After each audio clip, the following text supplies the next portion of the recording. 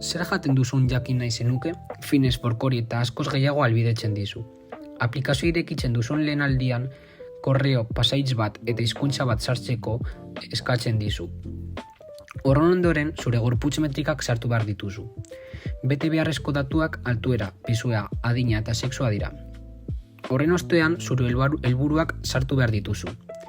Besteak beste muskuloa irabaztea, koipea galtzea, forma mantentzea edo buruatzen zaizun beste bat izan aldira. Gainera, elikadura lehentasunen bat izanez gero hori ere sar dezakezu. Behin erregistroa eginda, askatasun osoz eskaneatzen hasi zaitezke. Aplikazioak bi aukera ematen dizkizu. Kode barra baten bidez edo argazki baten bidez.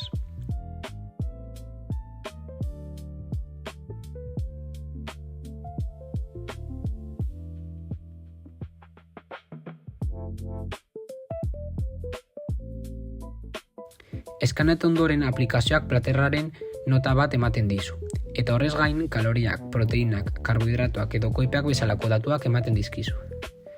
Gainera, argazkia oso argia ez bada, osagairen bat gehitzeko aukera ematen dizu, aplikazioak ahalik eta zehatzena izan dadin. Eskanatu ondoren, platerra historialera gehitzen da, eta gaurko talera ere bai. Bertan, egun batez eskaneatzen dituzun plater guztiak egoten dira eta laburpen orokor bat egingo dizute. Gainera, aplikazioak CFI izeneko funtzio bat ere badu.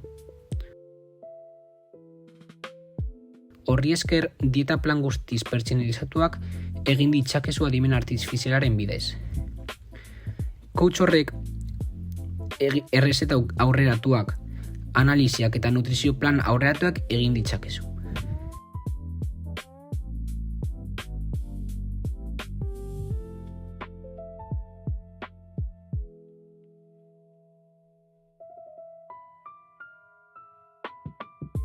Hauek dira Fitness Fork atal guztiak.